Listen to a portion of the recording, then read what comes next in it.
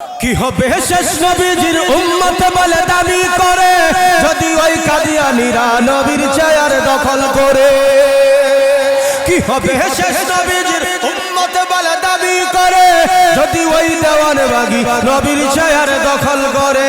নবীজির জন্য যদি রক্তের বহে নদী, নবীজির জন্য যদি রক্তের বহে নদী, তবুও হটব না এই দাবি থেকে। কি হবে বেঁচে থেকে অযথা বিদ্যা শিখে যদি না গড়তে পারো শোষণবিহীন সমাজটাকে। কি হবে বেঁচে থেকে অযথা বিদ্যা শিখে যদি না গড়তে পারো শোষণবিহীন সমাজটাকে। কথা ঠিক নেই? নবীর প্রেম, নবীর ভালোবাসা, আল্লাহর মহব্বত অন্তরে রাখার দরকার আছে না? সত্য কথা বলতে হবে। হক হক সমাজে আসবে, এসেছে, থাকবে। কথা বলে ঠিক ঠিক যা আল হক ওয়া যাহাকাল বাতিল ইন্নাল বাতিলা কানা যাহুকা। যখন সত্য আসে তখন অটোমেটিক বাতিল চলে যায়, যখন হকের আলো আসে অটোমেটিক অন্ধকার আলোকিত হয়ে যায়। কথা বলে ঠিক ঠিক আমরা সত্য কথা বলা বন্ধ করে দিয়েছি। নিজে বাঁচতে চাই, নিজের পরিবার বাঁচাতে চাই। কথা বল ঠিক নেই? আমার পাশে আমার ডানে বামে কত অপকর্ম হয় বলি না, কারণ বলে বাধা দিলেই দুষ্ট হয়ে যাবে, বাধা দিলেই উপরে পড়ে যাবে। এই জন্য আজকে মুসলমানরা বাধা দেয় না। কথা বল ঠিক নেই?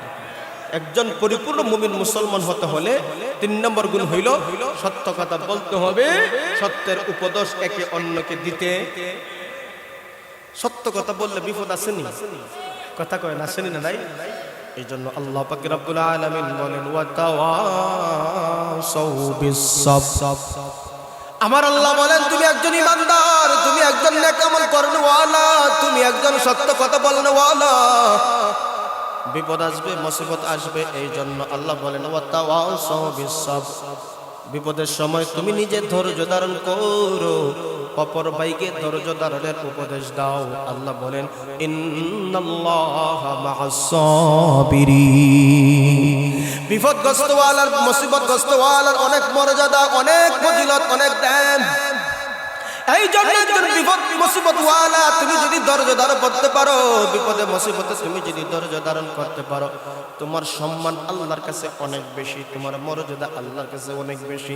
যে আল্লাহ বলেন বিপদ মুসিবত ওয়ালার সাথে আমার আল্লাহর সাহায্য আছে, এর চাইতে আর সুসংবাদ কি হতে পারে?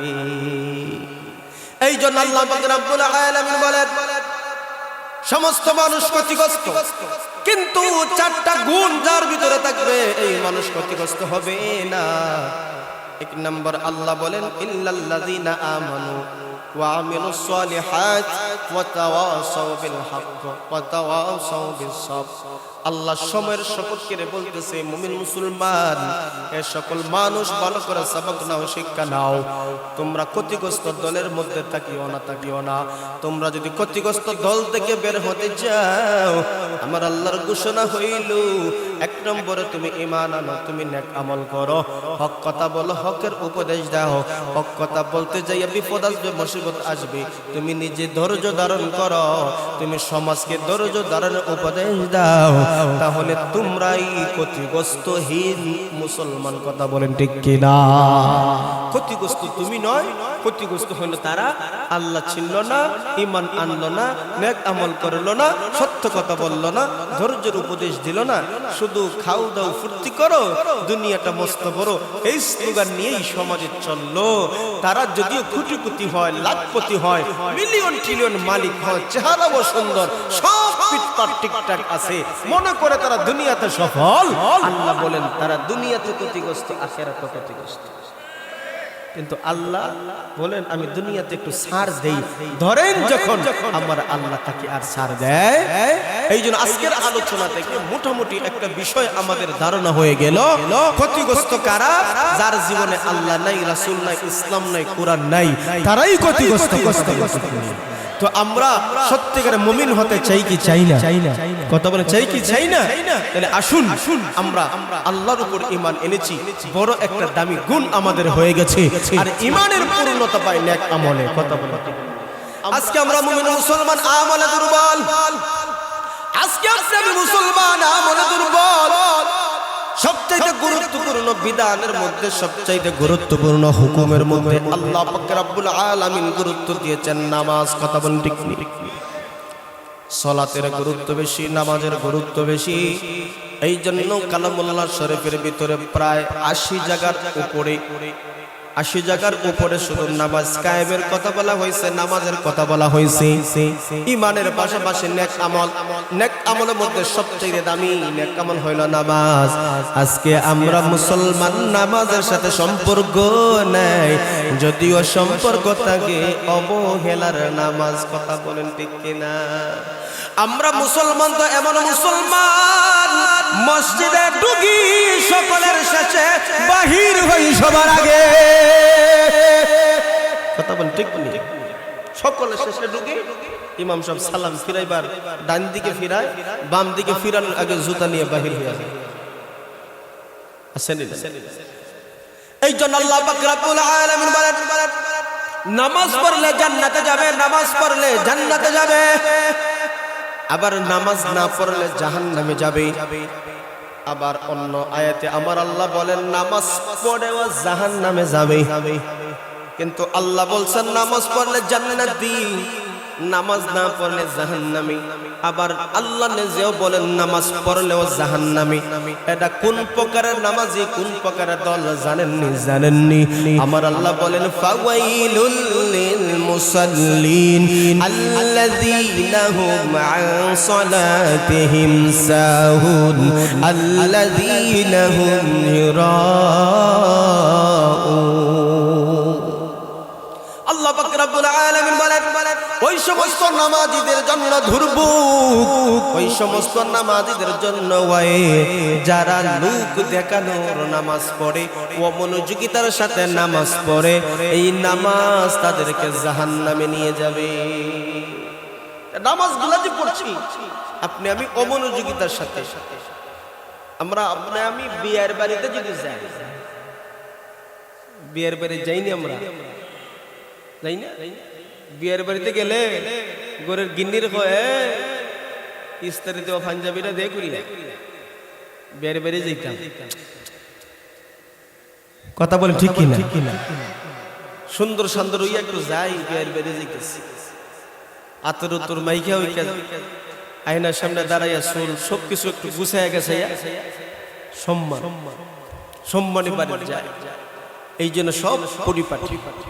আর আমি যখন আল্লাহর সামনে দাঁড়াই, তখন আমার গায়ে কি আছে, আমার পরনে কি আছে? কেউ তো গামছা গলায় দিয়ে সাইরা, কথা কয় না, আসেনি না? কেউ তো গামছা দিয়ে সাইরা, অথচ জানে না সে কার সামনে দাঁড়াইছে। কথা বলে ঠিক কিনা? নিয়ম তো ছিল ইফতারি দিয়ে সব সময় যখন নামাজে যাব পরিপাটি হয়ে সুন্দর হয়ে মালিকের সামনে দাঁড়াবো। কথা বলে ঠিক না? সব অবহেলা, সব অজুহাত নামাজের ক্ষেত্রে। কথা বলে ঠিক না? সবচাইতে গুরুত্বপূর্ণ যে আমল, এই আমলের ক্ষেত্রে আমরা অবহেলা। একটু নামাজ লম্বা হইলেই ওই ইমাম সাহেব পুরা কুরআন শরীফ খতম করে লিতে বুঝছো নাইনি? কথা বলে ঠিক না? হুশিয়ারি দেওয়া। আর ইমাম সাহেব চাকরি বাঁচাইতে যাইয়া সুবহানা রাব্বিয়াল আলা, সুবহানা রাব্বিয়াল আযীম, এটা খুব ফাবজি। কথা বল ঠিক না? আল্লাহ যদি আপনাদেরকে তৌফিক দেন, আল্লাহ অগ্রিম দোয়া করি আল্লাহ পাক আমাদের সবাইকে বারবার তৌফিক দেন। সকলে বলেন আমিন। কেন তৌফিক দেন বলি নাই, এখন বলবেন।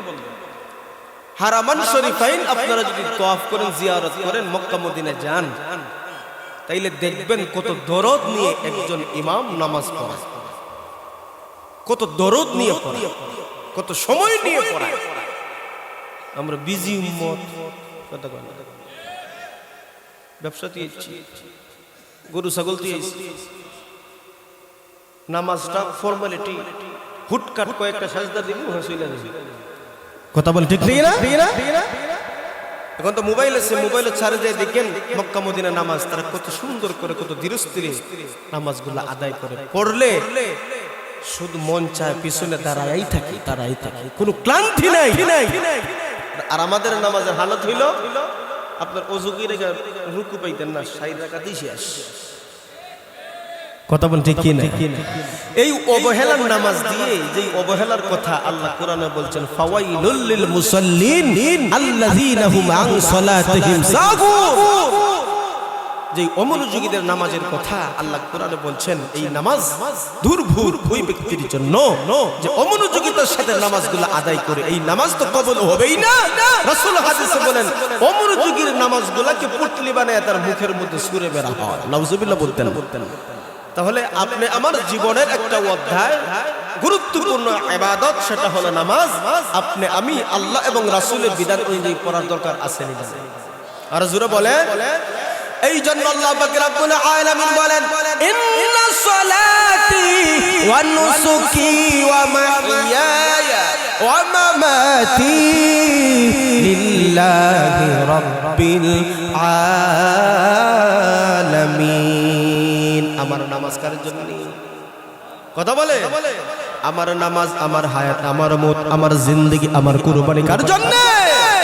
আমার জীবন, আমার মরণ, আমার জিন্দেগি, আমার জীবন, আমার মরণ, আমার জিন্দেগি। ইয়া ইলাহি,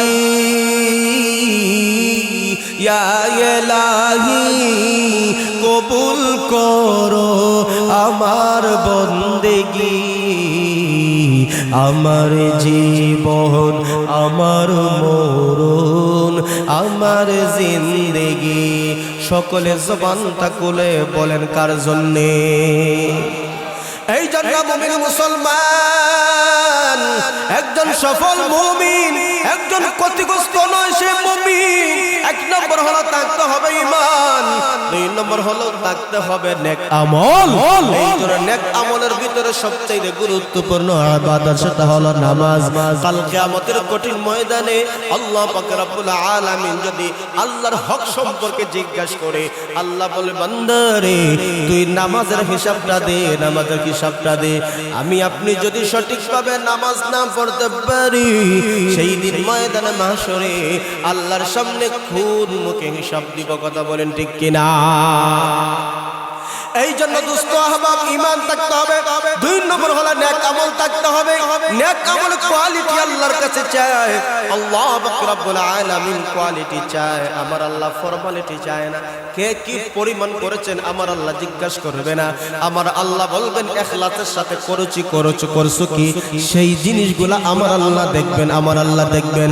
আল্লাযী খালাকাল মাউতা ওয়াল হায়াতা লিয়াবলুয়াকুম আইয়ুকুম আহসানু আমালা।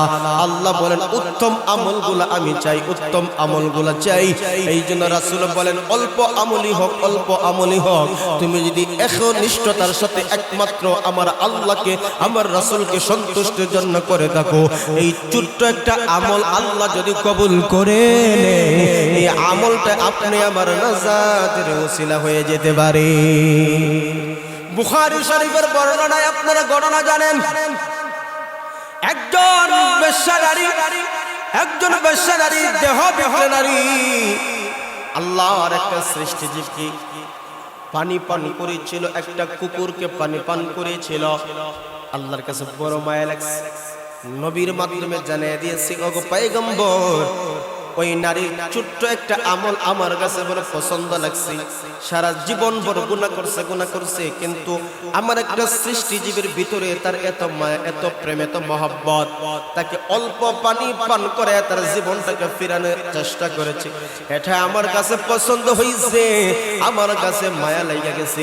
এই ছোট্ট আমলের ওসিলায় আপনি আপনার উম্মতদেরকে বলে দেন, জানিয়ে দেন, আমার আল্লাহ ময়দানে মাহশরে ওই ছোট্ট আমলের ওসিলায় ওই বেশ্যা নারীকে জান্নাতি বানায়া দিবি।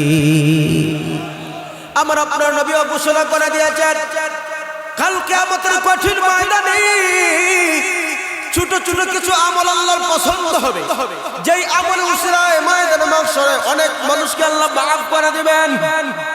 কিন্তু কাকে মাফ করবেন আমরা কেউ জানি না। এই জন্য আমল ছোট হোক বাদ দেওয়া যাবে না, আমল ছোট হোক কখনো বাদ দেওয়া যাবে না। আর আমল গুনাহ ছোট হোক সেটা কখনো করা যাবে। আমল ছোট হোক সেটা কখনো বাদ দেওয়া যাবে না, আর গুনাহ যতই ছোট হোক সেটা করা যাবে। রাস্তার মধ্যে কিছু কিছু মানুষ আপনার অনেক জিনিস খাইয়া ময়লা ফেলায় দেয়, মানুষের কষ্ট হয়। আবার অনেক সুহৃদ ব্যক্তি আছে এগুলা পরিষ্কার। এক্সাম্পল হিসেবে একটা কলা খাইলে কলার যে বাকলটা আছে এটা যদি রাস্তায় এমনি আপনি ফালায় দেন অমনোযোগিতার সাথে, এটার মধ্যে কেউ যদি না জেনে ফা দেয় তাহলে স্লিপ খেয়ে তার কোমর অথবা পা ভাঙার সম্ভাবনা আছে না নাই? কিন্তু আরেকজন মানুষ এটা দেখার পরে সে ফালাইলো, যেখানে ময়লা ফালানোর জায়গা ওই জায়গাতে ফালাইলো, আবর্জনা স্তূপই ফালাইলো। যদি আল্লাহর কবুল হয়ে যায় তাহলে ছক্কা মেরে দিবে, কথা বলে ঠিক নেই। এই জন্য ছোট ছোট নেক কাজ এগুলো সারা যাবে, আর ক্ষুদ্র ক্ষুদ্র গুনাহ এটা করা যাবে। তো সফল মুমিন ক্ষতিগ্রস্ত নয়। এর 2 নম্বর গুণ হইল থাকতে হবে ঈমানের পাশাপাশি নেক আমল। ঈমানের পাশাপাশি কি? এরপর আল্লাহ পাক রব্বুল আলামিন বলেন সফল মুমিন ক্ষতিগ্রস্ত নয়। মুমিন তার 4টা মিশনের মধ্যে 1 নম্বর ঈমান থাকতে হবে, 2 নম্বর নেক আমল থাকতে হবে। নেক আমলের পাশাপাশি আল্লাহ পাক রব্বুল আলামিন বলেন ওয়া তাওয়াসাউ বিল হক। 3 নম্বর হলো সত্য কথা বলতে হবে। নিজে সত্য কথা বলবা, অপরকে সত্যের উপদেশ দিবা, কথা বলেন ঠিক কিনা? তা'মুরুনা বিল মা'রুফ ওয়া তানহাউনা আনিল মুনকার।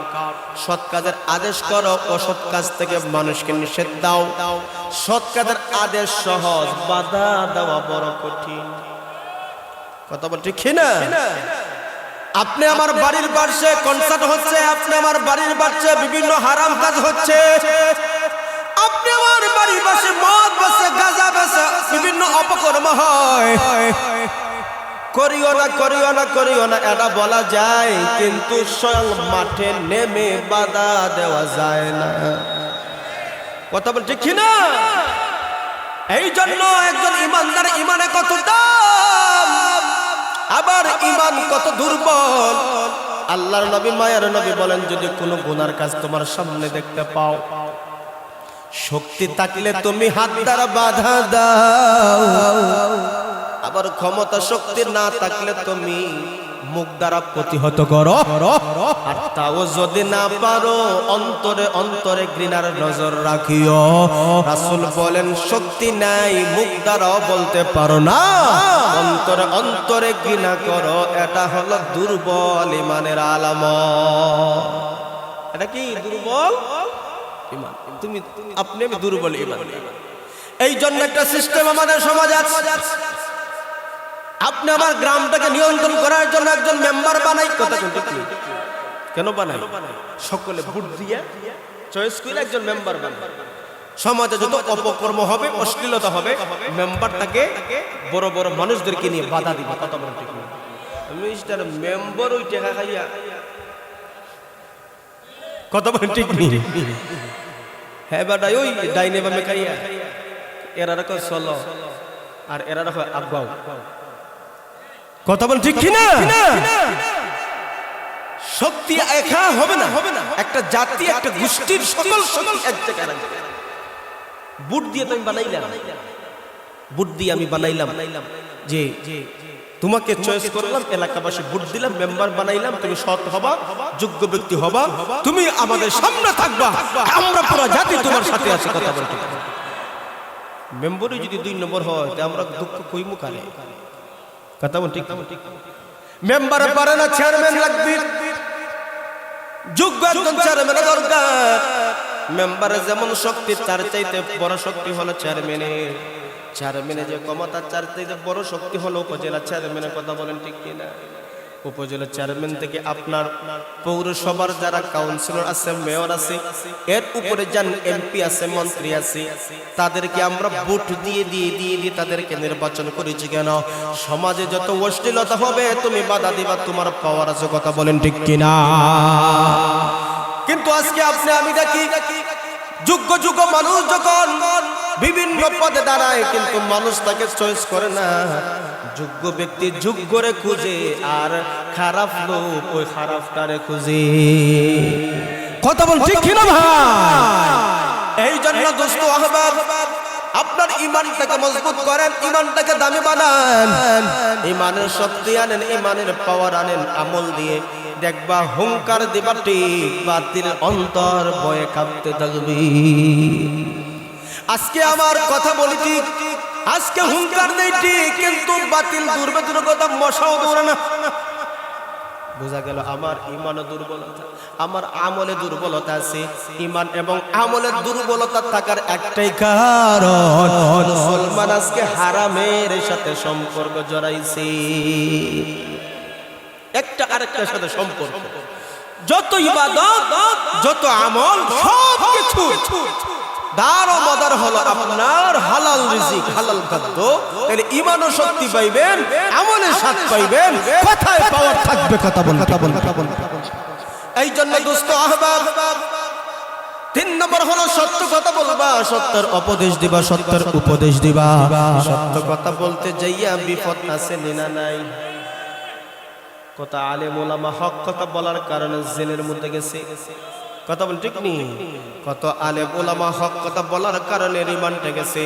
কত আলেম ওলামা হক কথা বলার কারণে ইমামতের চাকরি হারাইছে। কত আলেম ওলামা সত্য কথা বলার কারণে, হক কথা বলার কারণে মানুষের রসানলে পড়তে হয়েছে। কিন্তু হক হক থাকবে, হক হক থাকবে, কখনো বাতিলের সামনে মাথা নত করবে না। কথা বলেন ঠিক কিনা? ও মুসলমান, হকের পক্ষে আমরা থাকতে রাজি আছেন না নাই? কথা বলে রাজি আছেন না নাই? কে কে রাজি আছেন কোরআনের পক্ষে? হাতটা তুলে আমার আল্লাহকে দেখা দাও। আল কোরআনের সৈনিক আমার, নেই তো কোনো ভয়, এই আল্লাহর গোলাম আমি, এই তো পরিচয় আমার, এই তো পরিচয়।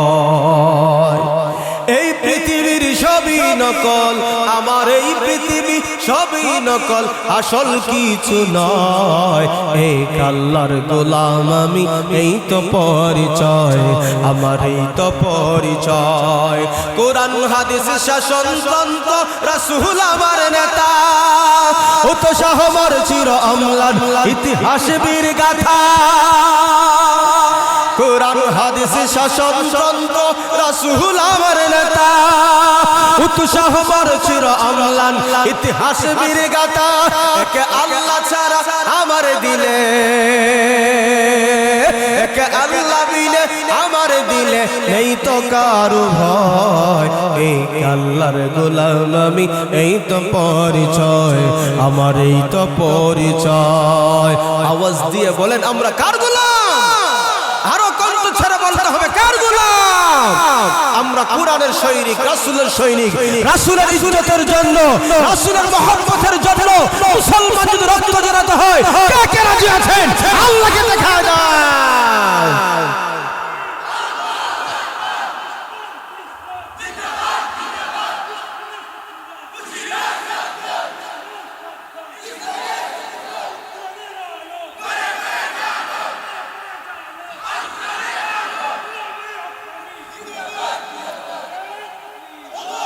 কি হবে শেষ নবীজির উম্মত বলে দাবি করে, যদি ওই কাদিয়ানীরা নবীর চেয়ার দখল করে? কি হবে শেষ নবীজির উম্মত বলে দাবি করে, যদি ওই দেওয়ানবাগী নবীর চেয়ার দখল করে? নবীজির জন্য যদি রক্তের বহে নদী, নবীজির জন্য যদি রক্তের বহে নদী, তবুও হটব না এই দাবি থেকে। কি হবে বেঁচে থেকে অযথা বিদ্যা শিখে, যদি না করতে পারো শোষণবিহীন সমাজটাকে? কি হবে বেঁচে থেকে অযথা বিদ্যা শিখে, যদি না করতে পারো শোষণবিহীন সমাজটাকে? কথা ঠিক নেই? নবীর প্রেম, নবীর ভালোবাসা, আল্লাহর মহব্বত অন্তরে রাখার দরকার আছে না? সত্য কথা বলতে হবে, হক হক সমাজে আসবে, এসেছে, থাকবে। কথা বলে ঠিক ঠিক যা আল হক ওয়া যাহাকাল বাতিল ইন্নাল বাতিলা কানা যাহুকা। যখন সত্য আসে তখন অটোমেটিক বাতিল চলে যায়, যখন হকের আলো আসে অটোমেটিক অন্ধকার আলোকিত হয়ে যায়। কথা বলে ঠিক ঠিক। আমরা সত্য কথা বলা বন্ধ করে দিয়েছি, নিজে বাঁচতে চাই, নিজের পরিবার বাঁচাতে চাই। কথা বল ঠিক নেই? আমার পাশে আমার ডানে বামে কত অপকর্ম হয়, বলি না, কারণ বলে বাধা দিলেই দুষ্ট হয়ে যাবে, বাধা দিলেই উপরে পড়ে যাবে। এই জন্য আজকে মুসলমানরা বাধা দেয় না, কথা বলে ঠিক না। একজন পরিপূর্ণ মুমিন মুসলমান হতে হলে 3 নম্বর গুণ হইল সত্য কথা বলতে হবে, সত্যের উপদেশ একে অন্যকে দিতে। সত্য কথা বললে বিপদ আসেনি, কথা কয় না, আসেনি না নাই? এই জন্য আল্লাহ পাক রব্বুল আলামিন বলেন ওয়াতাওয়াসাউ বিস-সাবর। আমার আল্লাহ বলেন তুমি একজন ইমানদার, তুমি একজন নেক আমল করনেওয়ালা, তুমি একজন সত্য কথা বলনেওয়ালা। বিপদ আসবে, মুসিবত আসবে, এই জন্য আল্লাহ বলেন ওয়াতাওয়াসাউ বিস-সাবর। বিপদের সময় তুমি নিজে ধৈর্য ধারণ করো, অপর ভাইকে ধৈর্য ধারণের উপদেশ দাও। আল্লাহ বলেন ইন্নাল্লাহা মা'আস সাবিরিন। বিপদগ্রস্ত ওয়ালার, মুসিবতগ্রস্ত ওয়ালার অনেক মর্যাদা, অনেক ফজিলত, অনেক দাম। এই জন্য একজন বিপদ মুসিবত ওয়ালা তুমি যদি ধৈর্য ধারণ করতে পারো, বিপদে মুসিবতে তুমি যদি ধৈর্য ধারণ করতে পারো, তোমার সম্মান আল্লাহর কাছে অনেক বেশি, তোমার মর্যাদা আল্লাহর কাছে অনেক বেশি। যে আল্লাহ বলেন বিপদ মুসিবত ওয়ালার সাথে আমার আল্লাহর সাহায্য আছে, এর চাইতে আর সুসংবাদ কি হতে পারে? এই জন্য আল্লাহ রাব্বুল আলামিন বলেন সমস্ত মানুষ ক্ষতিগ্রস্ত, কিন্তু 4টা গুণ যার ভিতরে থাকবে এই মানুষ ক্ষতিগ্রস্ত হবে না। 1 নম্বর আল্লাহ বলেন ইল্লাল্লাযীনা আমানু ওয়া আমিলুস সালিহাত ওয়া তাওয়াসাউ বিল হক ওয়া তাওয়াসাউ বিস সাবর। আল্লাহ সময়ের শপথ করে বলতেছে মুমিন মুসলমান এ সকল মানুষ ভালো করে সবক নাও, শিক্ষা নাও। তোমরা ক্ষতিগ্রস্ত দলের মধ্যে থাকিও না। তোমরা যদি ক্ষতিগ্রস্ত দল থেকে বের হতে চাও, আমার আল্লাহর ঘোষণা হইল 1 নম্বরে তুমি ঈমান আনো, তুমি নেক আমল করো, হক কথা বলো, হকের উপদেশ দাও। হক কথা বলতে যাইয়া বিপদ আসবে, মুসিবত আসবে, তুমি নিজে ধৈর্য ধারণ করো, তুমি সমাজকে ধৈর্য ধারণের উপদেশ দাও, তাহলে তোমরাই ক্ষতিগ্রস্তহীন মুসলমান। কথা বলেন ঠিক কিনা? ক্ষতিগ্রস্ত তুমি নয়, ক্ষতিগ্রস্ত হইল তারা। আল্লাহ ছিল না, ঈমান আনলো না, নেক আমল করলো না, সত্য কথা বললো না, ধৈর্যের উপদেশ দিল না, শুধু খাও দাও ফুর্তি করো, দুনিয়াটা মস্ত বড়, এই স্লোগান নিয়েই সমাজে চললো। তারা যদিও কোটিপতি হয়, লাখপতি হয়, মিলিয়ন ট্রিলিয়ন মালিক হয়, চেহারাও সুন্দর, সব ফিটফাট ঠিকঠাক আছে, মনে করে তারা দুনিয়াতে সফল। আল্লাহ বলেন তারা দুনিয়াতে ক্ষতিগ্রস্ত, আখিরাতে ক্ষতিগ্রস্ত। কিন্তু আল্লাহ বলেন আমি দুনিয়াতে একটু ছাড় দেই, ধরেন যখন আমার আল্লাহ তাকে আর ছাড় দেয়। এই জন্য আজকের আলোচনা থেকে মোটামুটি একটা বিষয় আমাদের ধারণা হয়ে গেল, ক্ষতিগ্রস্ত কারা? যার জীবনে আল্লাহ নাই, রাসূল নাই, ইসলাম নাই, কোরআন নাই, তারাই ক্ষতিগ্রস্ত। তো আমরা সত্যিকারে মুমিন হতে চাই কি চাই না? কথা বলে চাই কি চাই না? তাহলে আসুন আমরা আল্লাহর উপর ঈমান এনেছি, বড় একটা দামি গুণ আমাদের হয়ে গেছে। আর ঈমানের পূর্ণতা পাই নেক আমলে। কথা বলে আমরা আলহামদুলিল্লাহ নেক আমলও করি, নেক আমল করি না যে এমন। মুমিন মুসলমানের প্রত্যেকটা কাজ নেক আমল, 2টা জিনিস থাকলেই নেক আমল। সুবহানাল্লাহ। এক আল্লাহর বিধান, রাসূলের বিধান, আল্লাহর হুকুম, রাসূলের হুকুম, আল্লাহ এবং রাসূলের তরিকা অনুযায়ী বান্দা বান্দির প্রত্যেকটা কাম নেক আমল। সুবহানাল্লাহ। রাসূল বলেন আমার তরিকায় ঘুমাইলে তোমার ঘুমটা নেক আমল, আমার তরিকায় খাইলে তোমার খাওয়াটা নেক আমল, আমার তরিকায় ব্যবসা বাণিজ্য চাকরি করলে চাকরিটা তোমার নেক আমল হয়ে যাবে, আমার তরিকায় বান্দা তুমি যা করো সব নেক আমল। সুবহানাল্লাহ। তাহলে মুমিন মুসলমানের কোন কাজ এটা বৃথা যেতে পারে? আল্লাহ এবং রাসূলের তরিকা গ্রহণ করার দরকার আছে নি? আর ঈমানের মধ্যে, আমলের মধ্যে মজা পাইতে হলে, কবুল হতে হলে সর্বপ্রথম যে শর্ত সেটা হলো খাদ্য হালাল হতে হবে।